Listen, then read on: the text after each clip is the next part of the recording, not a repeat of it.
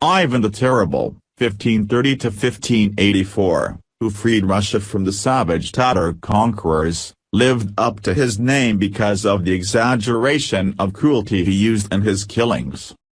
In the words of Alexander Dumas, for 14 years he reached the first degrees of the sublime, for 30, the last limits of the horrible. Next to him, Caligula is a dove, Nero, a ram.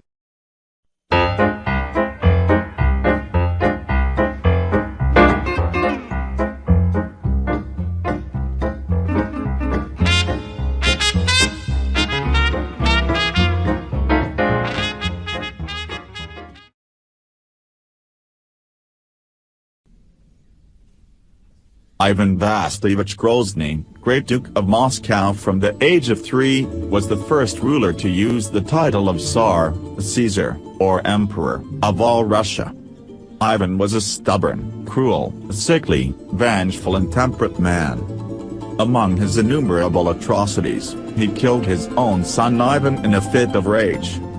Ivan has never forgiven himself for killing his son. This would throw him into a state of melancholy and remorse that would accompany him to the end of his life. In the 16th century, astrology was part of the activities of scientists, astronomers, doctors, and charlatans.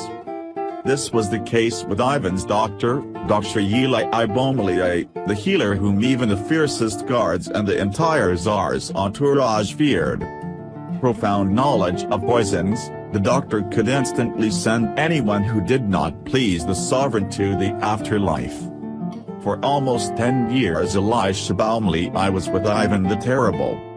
Some called him a doctor and astrologer, others called him a charlatan and adventurer. The chroniclers of the time said that he was nothing more than a fierce sorcerer. Aloysius Bomelius was born in Westphalia in 1530, the son of the Lutheran preacher Heinrich Bomelius. From his youth he was attracted to medicine. He entered Cambridge University but never completed his studies.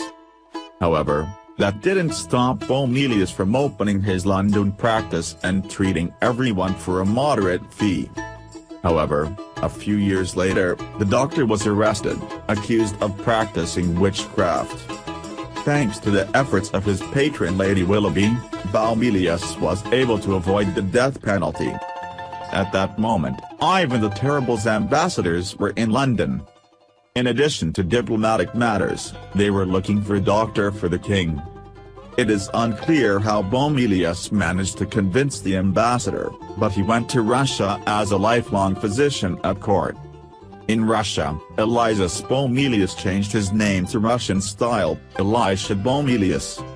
He quickly attracted the attention of Ivan the Terrible, and won his favor, because he knew not only how to heal, but also how to brew potions, for which all the Tsar's enemies were quick to turn and silently into the other world. Often he would whisper in the sovereign's ear, "All was done as you commanded, Savine. The prince will only live until sunrise." Elisha Bomelius practiced astrology.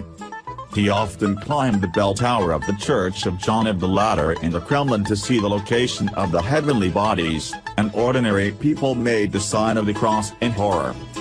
Eliaka's doing magic again. Everyone at court fiercely hated the evil sorcerer.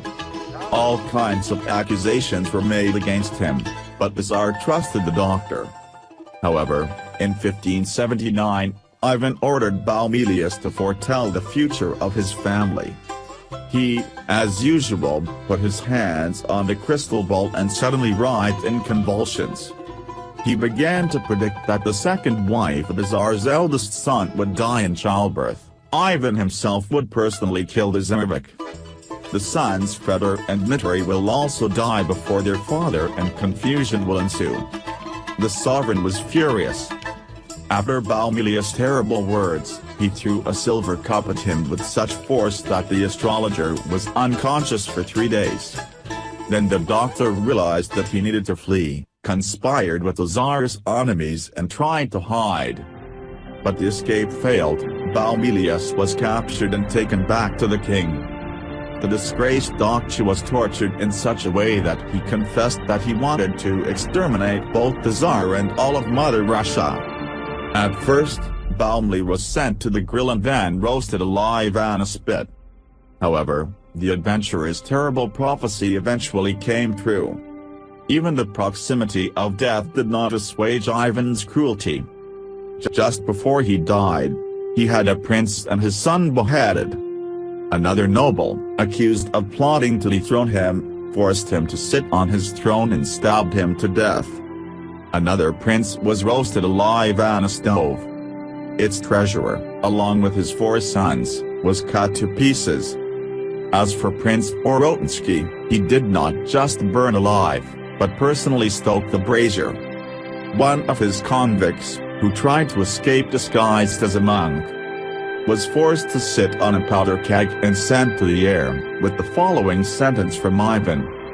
The Cenobites are the angels who are to be sent to heaven. He splashed boiling soup on his jester, and when he did not laugh at the joke, he killed him with a cleaver. One of his courtiers had one ear cut off and thanked Ivan for leaving him the other. A comet appeared in Russia in 1584 and Ivan, seeing him at the harbinger of his death, summoned magicians and astrologers to confirm the foreshadowing of his death. He gave them a house in Moscow and sent his favorite, Belsky, to confer with them daily. Rumors also circulated that, after the comet, every night, the people of the Kremlin heard the cawing of crows and birds of ill omen. Then, as the astrologers foretold his end, he went up to the roof of a church and made a public confession of his guilt, humbly asking the poor for prayers and appointing his son as successor to the throne. On the day marked as his death by astrologers, announced that it would be these who would die and not he. Then he decided to play a game of chess with Belsky. But as he touched the first pawn he gave a cry, got up, fell back on his bed, and died. After his death, at his request, the Archbishop of Moscow converted him into a monk.